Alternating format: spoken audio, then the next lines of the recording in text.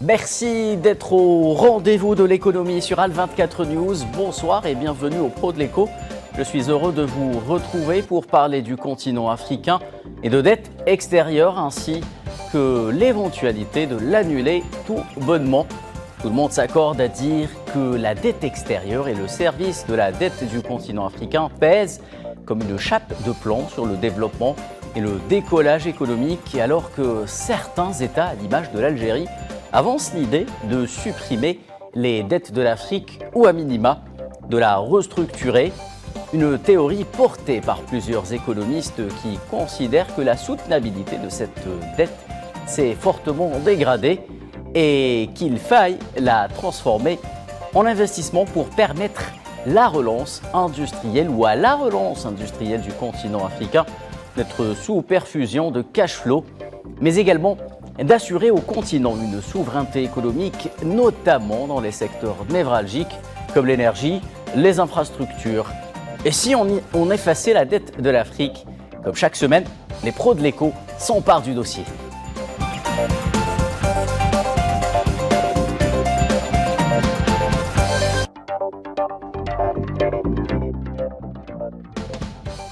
Alors pour mener à bien ce dossier, je serai accompagné par deux économistes ce soir, à commencer par le docteur Aram Belhadj, qui est économiste, enseignant, chercheur à la faculté d'économie et de gestion de Nabel. Il est avec nous de l'université de Carthage, précisons-le. Il est justement en direct avec nous de Nabel.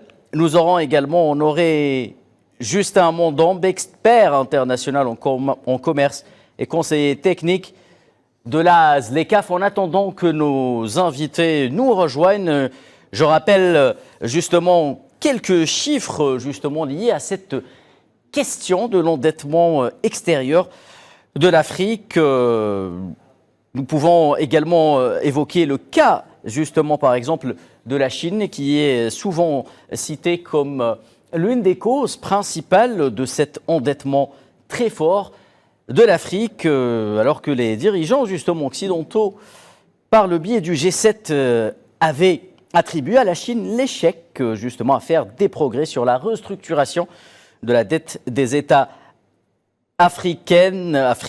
Les données récoltées par les experts de Debt Justice montrent une réalité plus nuancée. Nous allons justement en parler ce soir. Notre invité honoré, Justin Mondambe, expert international en commerce et conseiller technique de la ZLECAf, qui est en direct avec nous de Yaoundé, nous rejoint. Bonsoir, honoré Justin Mondambe. Est-ce que vous m'entendez? Oui, bonsoir, honoré Justin Mondambe. Est-ce que vous m'entendez? Oui, on vous entend très bien. Alors, avant de développer ce débat, première question, commençons par les concepts économiques. Lorsqu'on parle d'annulation de la dette extérieure d'un pays, de quoi parle-t-on au juste? Quelle est la structure de la dette extérieure africaine? Justin Honoré Mondambe, est-ce que vous m'entendez? Ça dépend. Oui, Honoré Justin Mondambe, moi je vous entends. La parole est à vous. Ok. La structure de la dette extérieure africaine, d'abord, au niveau du type de dette, nous avons la dette bilatérale et la dette multilatérale. Au niveau de la provenance de la dette, on a la dette multilatérale vient des bailleurs multilatéraux et la dette multilatérale vient des organisations internationales. À cela, il faut ajouter la dette bilatérale, la dette contractée avec des pays de façon bilatérale. Et tout cet amalgame de dettes pèse sur les économies parce que les économies doivent faire face à cette dette, doivent payer non seulement la dette, mais ce qui concerne l'endettement et les intérêts qu'on appelle le service de la dette. Donc, la dette africaine est quand même assez colossale parce on ajouterait aussi à ça la dette privée, la dette due au secteur privé garantie par les États. Donc, c'est tout cet agglomérat de dettes auxquels les pays africains doivent faire face Et quand on parle de l'annulation de la dette, c'est annuler à la fois la dette privée, la dette publique, la dette bilatérale et la dette multilatérale. Oui. Donc, c'est ça. Très bien, merci Justin Honoré Mondom pour Honoré Mondomobé. Oui, Mondomobé pour cette entrée en matière et justement pour savoir qui est pour et qui est contre dans le Gotha des économistes. Par rapport à ce sujet de l'effacement de la dette, je vous propose de suivre ce sujet signé rédaction des Pros de l'Écho. À défaut de pouvoir l'éponger, le continent africain devrait-il voir sa dette extérieure tout simplement épurée? La question prend tout son sens chez la communauté des économistes qui y voit le seul moyen permettant au continent de soutenir durablement son développement. Dans son rapport 2023 sur la dette, la Banque mondiale appelle à une mobilisation sans précédent en faveur de la 21e reconstitution des ressources de l'Association internationale de développement, IDA 21, au vu de la grave crise de la dette qui frappe les pays à faible revenu.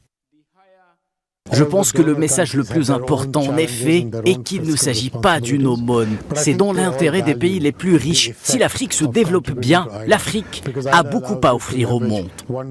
Mais pour autant, la question de l'annulation de la dette africaine est loin de faire l'unanimité. Si certains pays, à l'image de l'Algérie, ont déjà franchi le pas, les institutions financières internationales demeurent réticentes. En ce qui concerne l'annulation de la dette, ce qui me préoccupe, c'est que l'on pense qu'il existe une simple baguette magique que l'on peut agiter pour se débarrasser de la dette, ou de résoudre les défis très difficiles auxquels nos pays sont confrontés. Qui va donc annuler leur dette?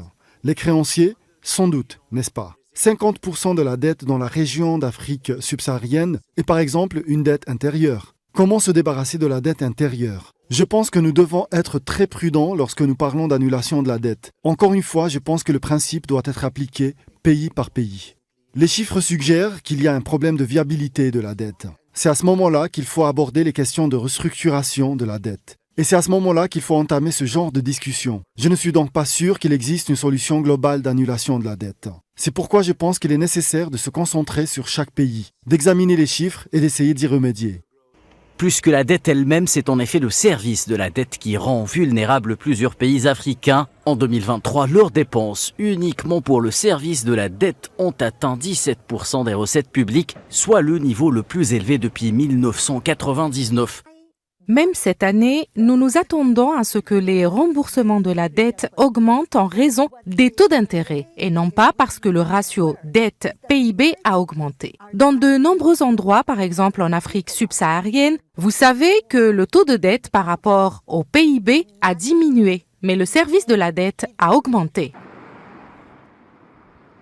En attendant une prise de conscience collective, le continent africain reste l'une des régions les plus vulnérables à l'impact de la dette extérieure sur son économie, même si au classement mondial des plus mauvais élèves dans ce domaine, ce sont les pays dits industrialisés qui occupent la tête avec les États-Unis, la Chine et l'Union européenne.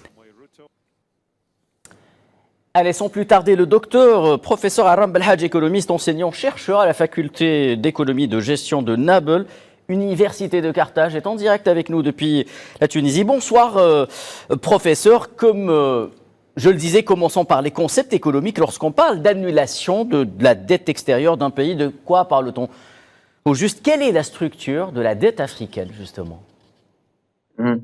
Alors d'abord, bonsoir tout le monde. Merci pour l'invitation.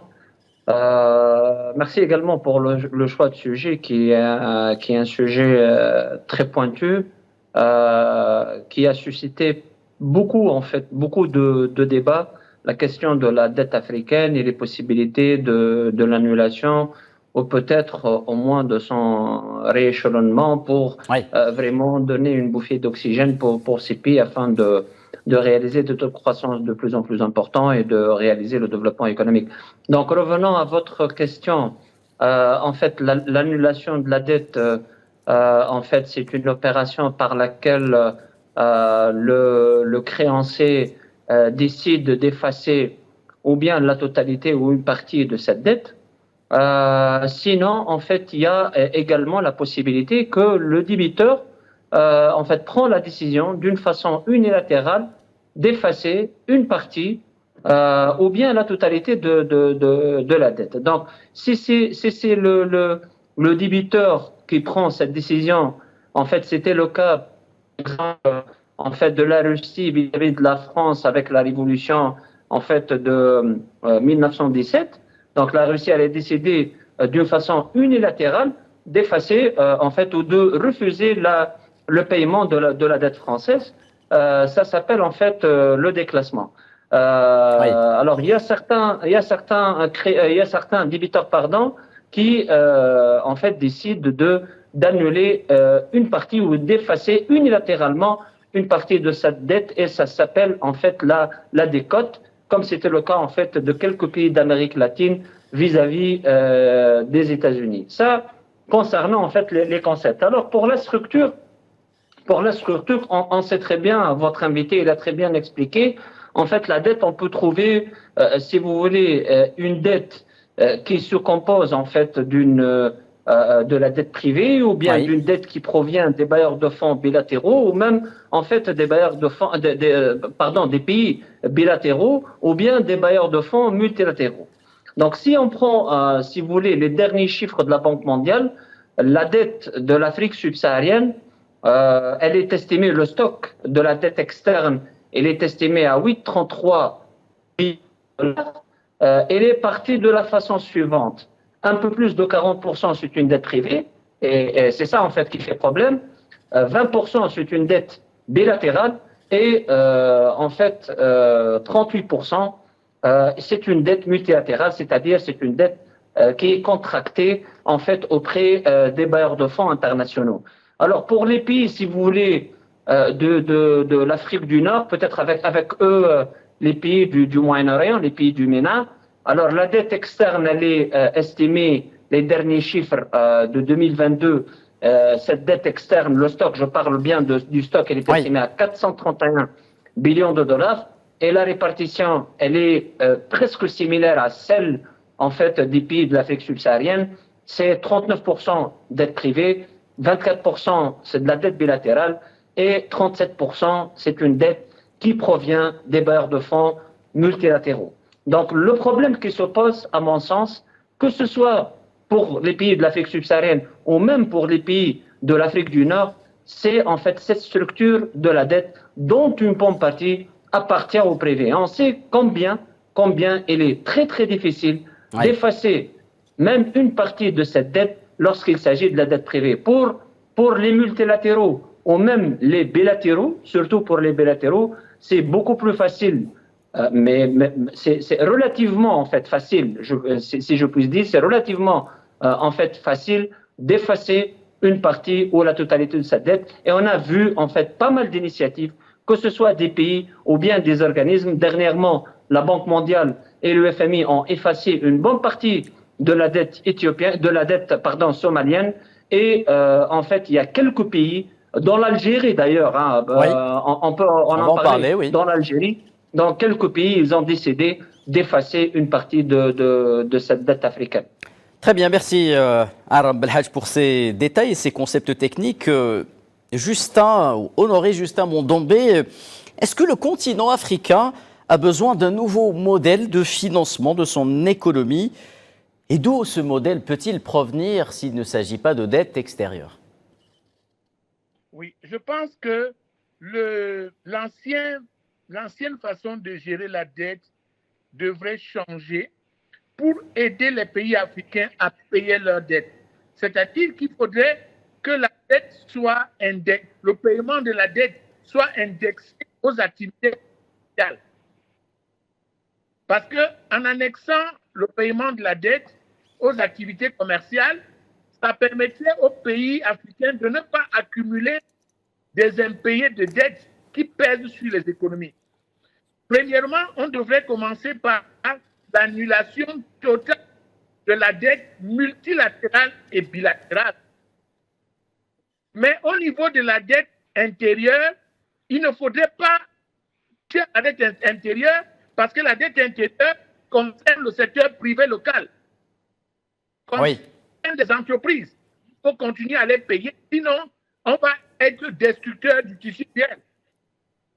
Donc, il faut donc que les pays africains s'entend sur un rééchelonnement de dette, une négociation de la dette à la fois au Club de Paris et au Club G20. de Londres, Oui. bien sûr.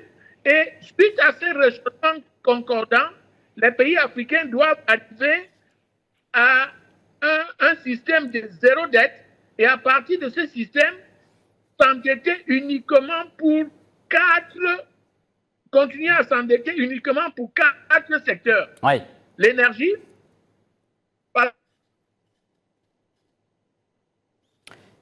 Justin Honoré, on a un déficit énergétique très important. L'éducation, parce qu'il faut qu'on continue à s'éduquer et qu'on améliore la qualité de la compétitivité des ressources humaines.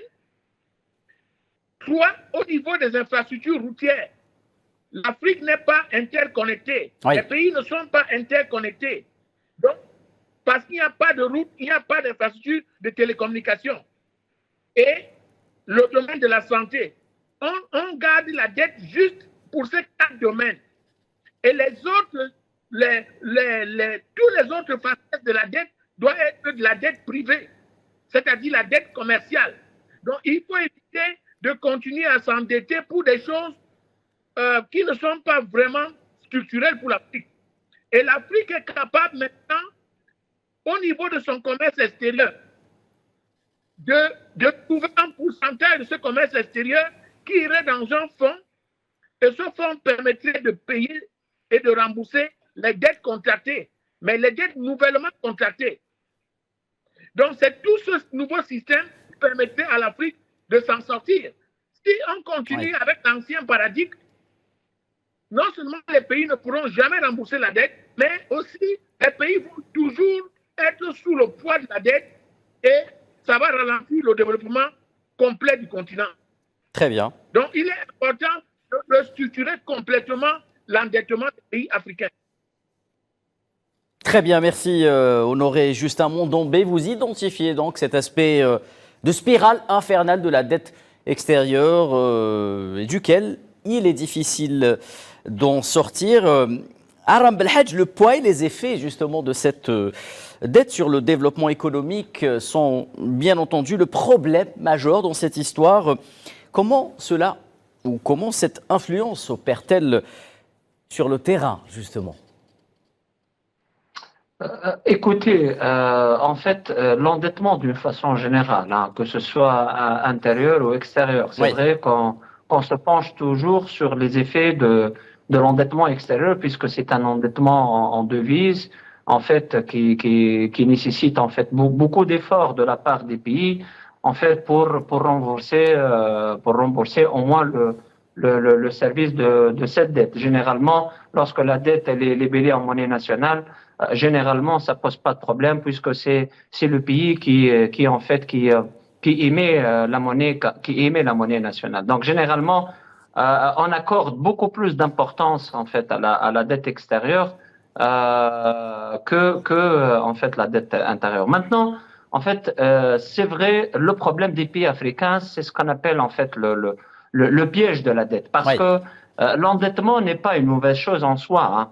L'endettement, surtout extérieur, le fait en fait d'avoir des ressources en devise, ça vous permet en fait de réaliser de la croissance et en fait d'améliorer votre processus de développement, à condition que effectivement que cette dette est utilisée ou bien sera utilisée dans des investissements productifs, dans de la transformation des économies. Mais malheureusement pour les pays africains, pourquoi on n'a pas eu en fait ce boom de croissance, surtout après le Covid, ou même en fait un développement économique et social, c'est à cause de l'utilisation de cette dette. Si vous regardez en fait la structure des budgets des États, une bonne partie va au paiement des fonctionnaires, une autre bonne partie va au paiement du service de la dette et en fait une partie toute petite qui va aux investissements, que ce soit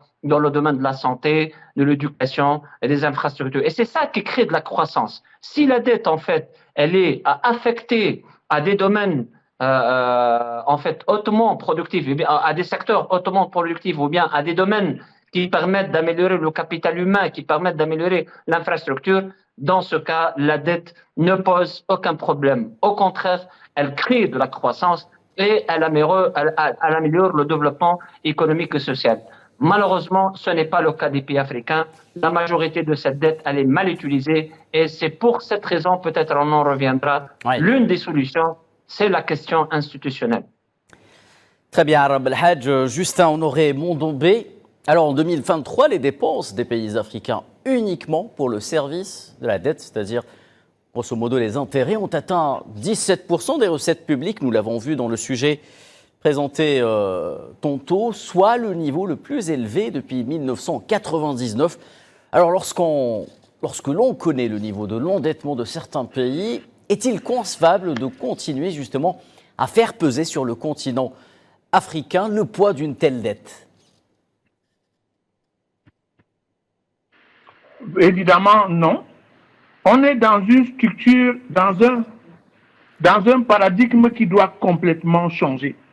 C'est-à-dire que toute la dette qui a été contractée par les administrations publiques. Oui. Il est temps que les administrations publiques associent le secteur privé, parce que c'est le secteur privé qui produit en réalité. C'est le secteur privé qui paye cette dette par le touchement de l'impôt. Donc c'est le secteur privé qui, l'administration publique contracte la dette, mais le secteur privé doit rembourser cette dette sous forme d'impôts, sous forme de taxes et tout ça. Donc il est important que ce secteur privé soit rendu plus productif, soit rendu plus rentable. Et c'est plus rentable que l'État aura les moyens de rembourser cette dette. Quelqu'un a parlé tout à l'heure de la qualité de la dette. Donc, l'endettement qui a été contracté jusqu'à présent est beaucoup plus un endettement lié aux accompagnements. Mon collègue a parlé tout à l'heure de tout l'aspect de paiement des fonctionnaires. Mais on doit recapitaliser la dette en la rééchelonnant, mais on doit annuler une partie, les pays qui sont les prêteurs doivent penser un moment à l'autre annuler ça parce que les bases étaient un peu ingrates. Donc il est question maintenant de repenser une nouvelle façon de négocier la dette en incluant le secteur privé sous forme du commerce international, et c'est suite à cette bivalence qui intègre le secteur privé que les États auront des ressources pour rembourser les dettes. Si on continue avec la méthode actuelle, les États n'auront jamais les ressources pour rembourser les dettes, et les dettes ne seront jamais remboursées. Et on sera dans une spirale d'endettement, et les pays ne pourront jamais s'en sortir. Très bien, merci Justin Honoré Mondombé. Professeur Belhadj, je reviens une nouvelle fois vers vous. Selon la Commission de l'Union africaine, la dette publique restera au-dessus de son niveau pré-pandémique en 2024 et 2025. Est-ce que cette dette se nourrit justement, comme vous l'avez dit, de l'emprunt extérieur, ou est-ce que, au contraire, est-ce l'une de ses conséquences? Bon, écoutez, d'abord, en fait, les derniers chiffres, ils font froid au dos. Hein. Si je prends en fait les chiffres de l'ONU, depuis en fait en 2022, la dette publique africaine, elle est de l'ordre de 1800 milliards de dollars. Elle est en hausse de 183%, c'est presque 200% par rapport à 2010. Il y a pas mal de rapports qui, en fait, effectivement, pointent du doigt en fait le surendettement des pays africains. Et ce surendettement, je pense qu'une part de responsabilité incombe à l'Occident et en fait aux organismes internationaux. Et c'est pour cela qu'on parle de plus en plus d'une réforme de l'architecture financière internationale, parce qu'on sait très bien que cette architecture, elle s'est nourrie de l'endettement, l'ancienne architecture, je parle, elle s'est nourrie de l'endettement des pays en voie de développement, des pays à économie fragile et des pays africains, entre autres. Donc, en fait, repenser l'architecture financière internationale, c'est donner peut-être l'opportunité aux pays africains d'être présents de plus en plus dans les instances internationales, en l'occurrence, bien entendu, le FMI, et c'est peut-être, en fait, un pas pour annuler au moins une partie de cette dette, ou bien effacer une partie de cette dette Et c'est une peut-être, si ça sera fait, c'est une partie de reconnaissance de la responsabilité parce qu'il y a vraiment un problème éthique au niveau mondial. Si l'Occident et si les institutions internationales reconnaissent qu'effectivement ils ont une part de responsabilité et dans ce cas aillent dans le sens d'une réforme de l'architecture financière internationale d'une part et d'un effacement d'une partie au moins de la dette africaine, je pense que ça sera un pas en avant. Justin Honoré Mondombé, alors après le Covid-19, beaucoup de pays africains ont cherché à changer d'approche économique vis-à-vis de l'endettement extérieur dans un contexte géoéconomique particulier. Est-il d'envisager d'autres solutions et quelles seraient-elles selon vous?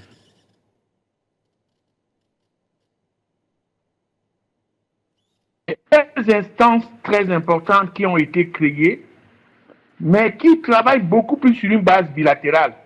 Le Club de Paris et le Club de Londres. Oui. Et le Club de Londres pour la dette privée. Alors, les pays jusqu'à présent...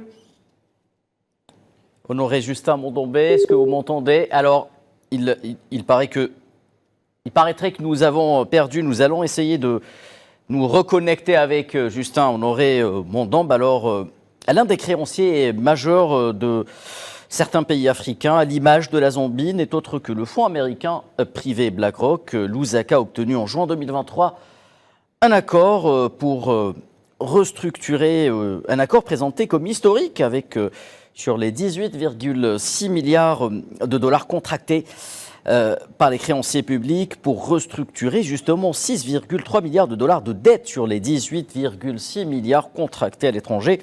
Or, selon des clauses de l'accord, celui-ci ne peut s'appliquer si le secteur privé ne fournit pas un effort comparable. Un autre accord de principe à hauteur de 3 milliards de dollars a ensuite été conclu en octobre 2023 avec un groupe de créanciers privés, mais sans le gestionnaire d'actifs américain le plus connu, BlackRock. Dès 2022, une centaine d'économistes et d'experts en développement avaient appelé justement BlackRock à annuler une partie de la dette zambienne. Professeur Belhadj, le taux de croissance de certaines régions africaines montre que l'activité économique peut laisser croire à des alternatives à la dette extérieure. Quelles seraient ces alternatives d'un point de vue purement économique, justement?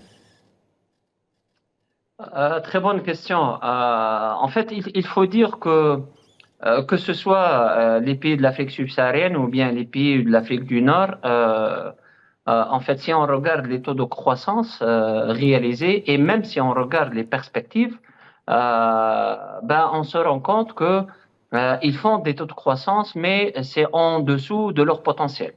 Je rappelle les derniers chiffres publiés par le Fonds monétaire international. Pour l'Afrique subsaharienne, 3,8% taux de croissance espéré en 2024, 4% en 2025.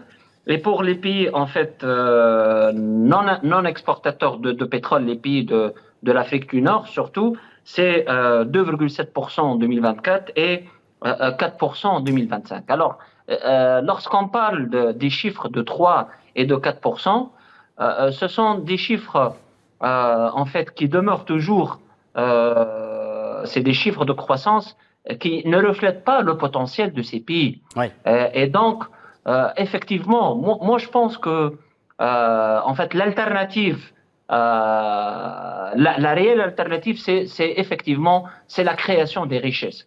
Même si on s'endette, et je reviens à l'idée de tout à l'heure, même si on s'endette, même si les pays en fait africains atteignent des niveaux d'endettement très élevés, ça ne posera pas de problème si cette dette sera très bien affectée. Parce que si cette dette elle est bien gérée, elle est bien affectée, ça crée de la croissance, ça crée de la richesse et donc ça diminue automatiquement le fardeau de la dette et le cercle vicieux dont mon collègue il en a parlé. Donc l'alternative, moi je pense, l'alternative principale, c'est la création des richesses, c'est la transformation structurelle du continent, c'est le fait de sortir d'un continent qui dépend encore et toujours de la production et de l'exportation des matières premières. Si le continent s'industrialise, même avec de l'endettement extérieur, moi je pense qu'à moyen et long terme, on va sortir de ce cercle vicieux. Donc l'alternative principale,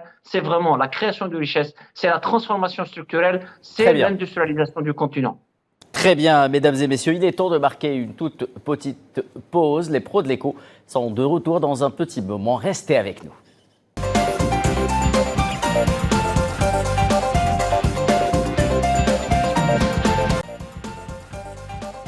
Très chers téléspectateurs, si vous venez de nous rejoindre, bonsoir, bienvenue au Pro de l'écho. Nous parlons depuis une demi-heure avec nos invités de dette africaine et de l'éventualité de l'annuler.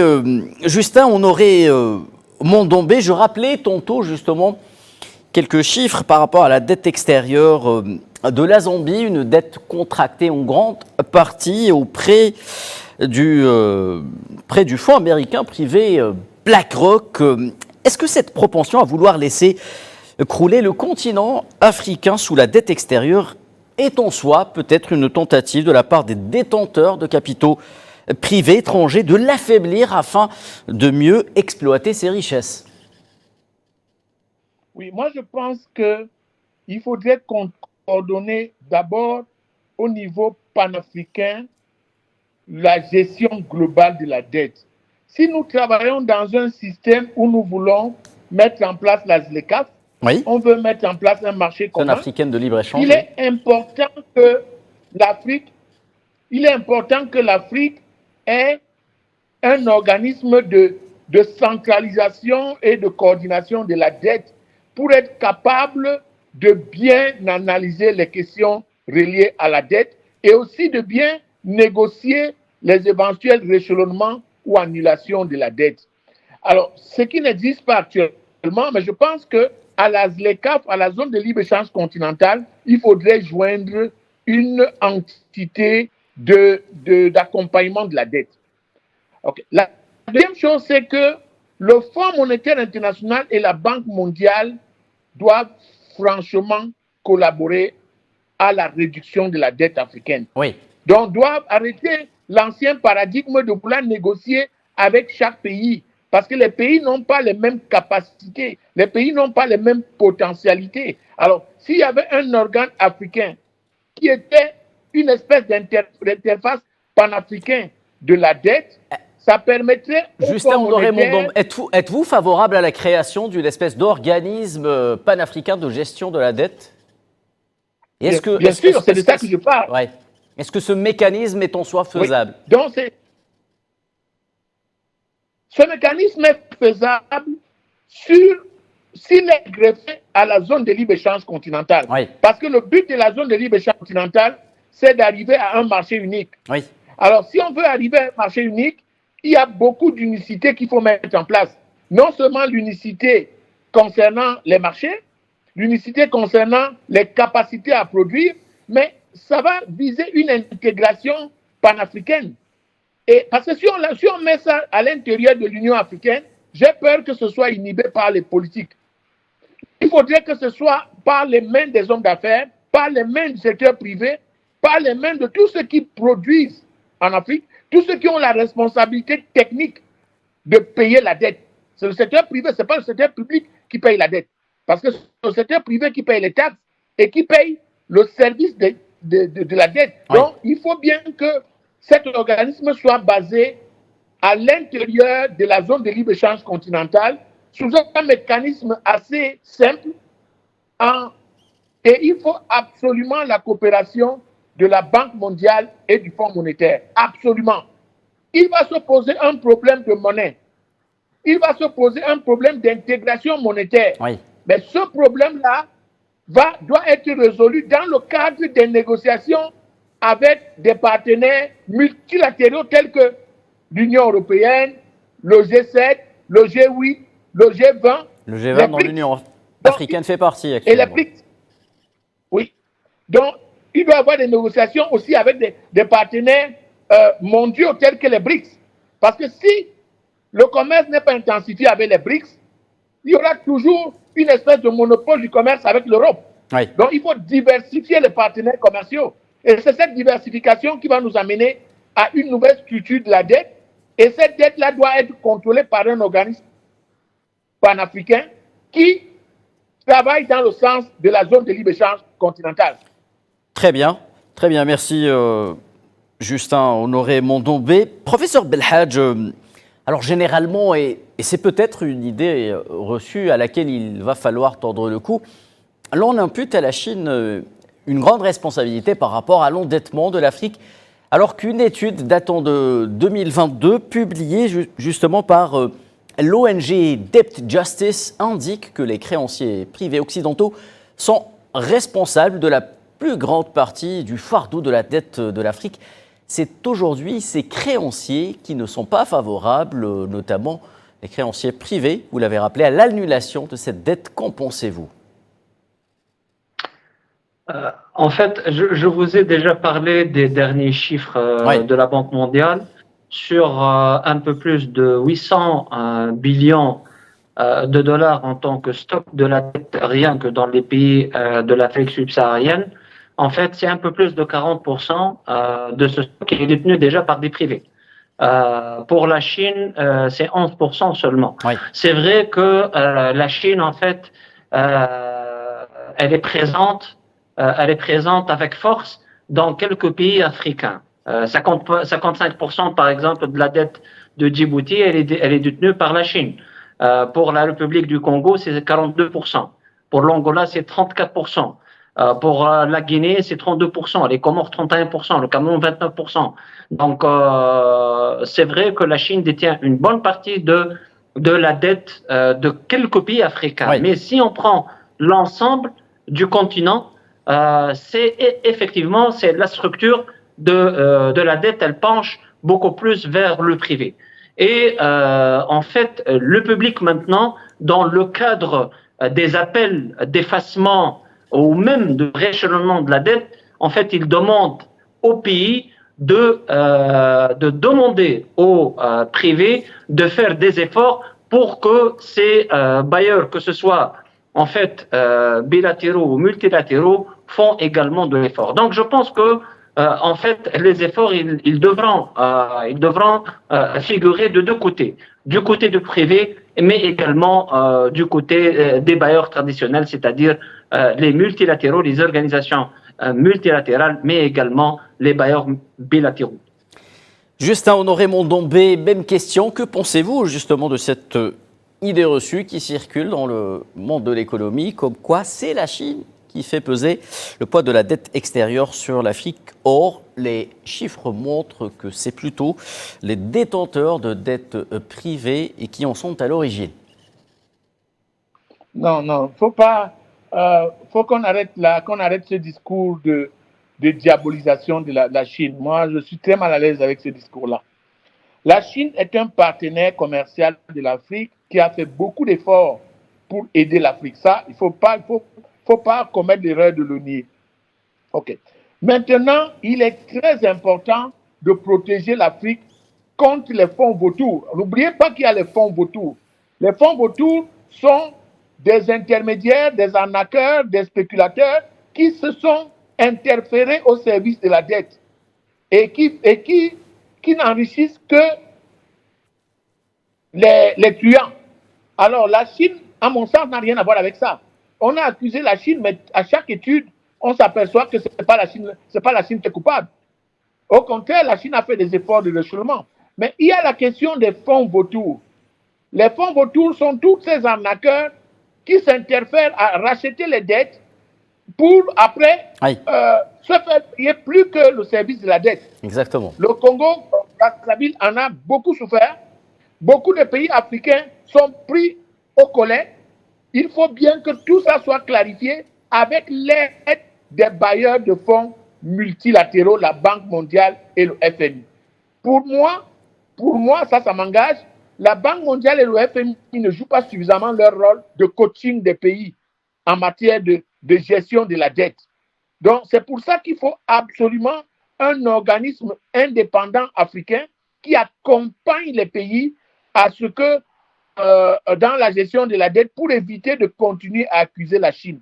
pour moi, la Chine n'est pas coupable. La Chine est un partenaire respectable et la Chine doit plutôt encore réchelonner la dette, annuler aussi la dette, elle est capable, mais la Chine n'est pas l'organisme coupable du poids de la dette africaine. Non, je ne pense pas.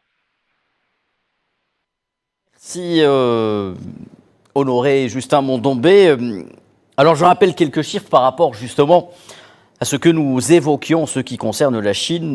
Je le disais en introduction de cette émission, alors que les dirigeants occidentaux, par le biais du G7 essentiellement, avaient attribué à la Chine l'échec à faire des progrès justement sur la restructuration de la dette des États africains. Les données que j'ai sous les yeux, récoltées par les experts de Debt Justice, montrent une réalité plutôt nuancée. Les prêts chinois au gouvernement africain ont chuté de 78% par rapport à l'année précédente pour atteindre 1,9 milliard de dollars par rapport plutôt soit le plus bas niveau depuis 2004, de 2000 à 2020, les créanciers ou les financiers chinois ont signé 1180 engagements de prêts d'une valeur de 160 milliards de dollars avec 49 gouvernements africains, leurs entreprises publiques et 5 organisations multilatérales régionales selon les données récoltées là par l'Université de Boston. Alors, les plus gros emprunteurs étaient l'Angola, l'Éthiopie, la Zambie, le Kenya, l'Égypte, le Nigeria, le Cameroun, l'Afrique du Sud, le Congo, bien entendu, ou encore le Ghana, selon les données récoltées. Professeur Belhadj, certains pays comme l'Algérie, en 2023, vous l'avez dit, a effacé la dette de 14 pays africains. La Russie, plus récemment, font le choix d'aller vers l'annulation pure et dure de la dette de leurs États débiteurs africains. Comment expliquer une telle démarche et doit-on, au demeurant, appeler à sa généralisation ? D'abord, si vous permettez, oui, par rapport à la Chine, c'est vrai que la Chine est un partenaire stratégique de l'Afrique. Mais en même temps, moi je pense que la Chine, elle devra faire beaucoup plus d'efforts, surtout en matière d'annulation de la dette. Je rappelle ici que la Chine n'a annulé, dans le cadre de ses efforts, que 3,4 milliards de dollars. Sur les 150 milliards de dollars donnés aux pays africains, en fait, tout au long de ces dernières années. La Russie, elle fait des efforts énormes. Oui. Le dernier chiffre que j'ai sous mes yeux, c'est 23 milliards de dollars. 23 milliards de dollars. Donc, je pense que la Chine, surtout avec sa présence très très importante en Afrique, je pense qu'elle pourra toujours faire un peu plus d'efforts. Alors, pour ce qui est de l'annulation de la dette d'une façon unilatérale, moi, je pense que, en fait, c'est une stratégie qui récoltera ses fruits politiques. Moi, je pense que l'Algérie, elle est dans une bonne démarche. Ce n'est pas la première fois que l'Algérie elle annule une partie de la dette africaine. Il y avait des initiatives avant. Je rappelle, en 2012, je pense, il y avait quand même une annulation de quelques millions de dollars en faveur des pays africains. Maintenant, en fait, l'Algérie, elle refait la même chose. Bon, il y a certains, c'est vrai, qui réclament que peut-être reconvertir peut-être la dette en investissement, c'est beaucoup plus en fait efficace et efficient. Mais je pense que cette démarche elle a en fait des fondements beaucoup plus géostratégiques et politiques, et je pense que l'Algérie elle a bien fait en fait d'avoir mené ce type d'initiative. En ce qui concerne la Russie, professeur Belhadj, 23 milliards d'annulations de dettes extérieures, vous l'avez rappelé. Est-ce que cela signifie que la Russie est prête à faire plus d'efforts en matière de développement économique en Afrique, selon vous ?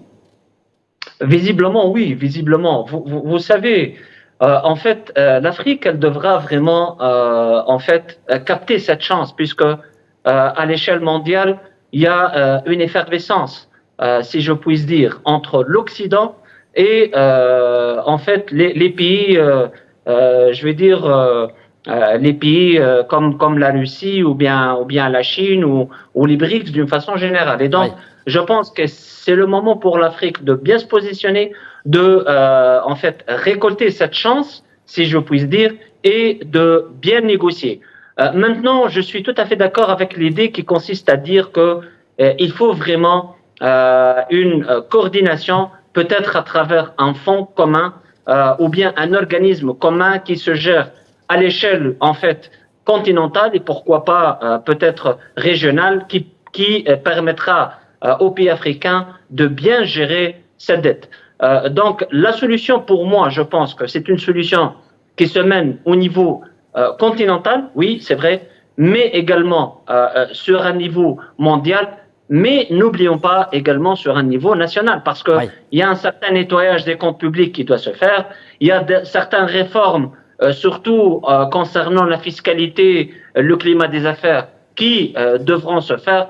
Donc la solution pour moi, c'est une solution continentale, mondiale et nationale. Il faut y avoir cette triptyque, ces trois dimensions pour vraiment parler d'une création véritable de la richesse dans le continent et d'un développement économique et social. Très bien, professeur Belhadj, vous appelez donc à une solution multidimensionnelle sur un niveau transversal. Même question, Justin Honoré Mondombé, des pays comme l'Algérie en 2023 et avant d'effacer la dette, ont fait le choix d'effacer la dette. Plusieurs pays africains, 14 pays plus précisément en 2023, la Russie plus récemment. Comment expliquer une telle démarche pour ces pays, selon vous, bien entendu, et doit-on appeler à sa généralisation? Moi, je pense que c'est une démarche exemplaire. C'est une démarche qui vise à dire aux autres, faites comme moi. Oui. Et je pense que l'exemplarité de cette démarche devrait se poursuivre.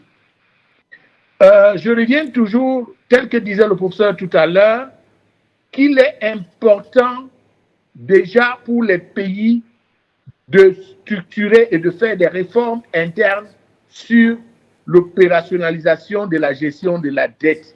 Parce que sur le plan interne, les pays n'ont pas fait jusqu'à présent les meilleurs choix.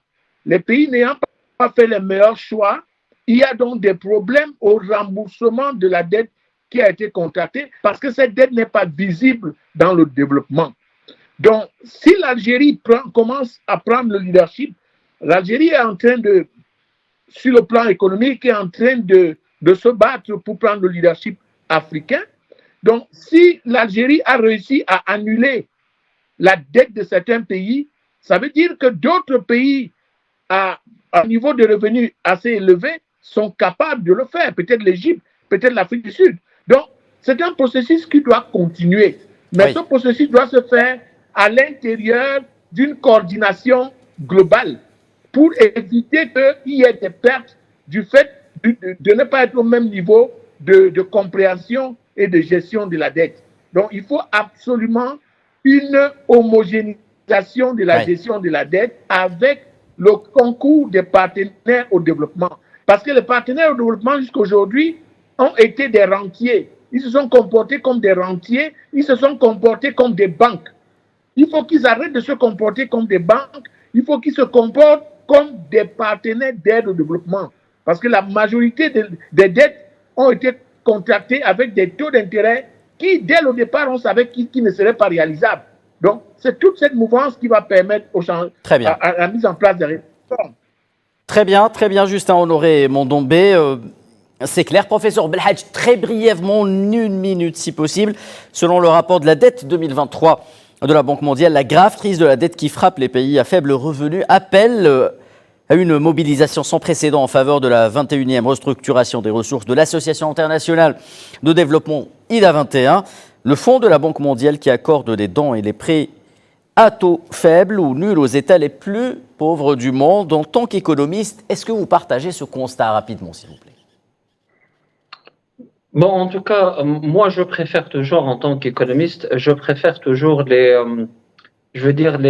prêts concessionnels, c'est-à-dire la dette multilatérale, puisqu'elle est accordée à des taux qui sont préférentiels, beaucoup plus que la dette peut-être bilatérale et même la dette privée. La dette privée, les pays africains contractent en fait de la dette privée à des taux qui sont parfois aberrants. Donc moi, je préfère beaucoup plus les prêts qui sont concessionnels, mais la bonne affectation, moi, en fait, j'appelle toujours à la bonne affectation de ces prêts, que ce soit bilatéraux, multilatéraux ou même des prêts provenant du privé.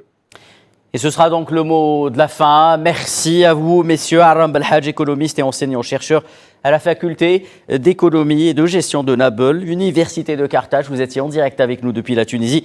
Merci à vous, Honoré Justin Mondombé, expert international en commerce et conseiller technique de l'Azleka. Vous étiez, quant à vous, en direct avec nous de Yaoundé, au Cameroun. Donc, mesdames et messieurs, c'est la fin des pros de l'écho. Merci de votre fidélité et à la semaine prochaine. Excellente suite des programmes sur Al24 News. Thank you.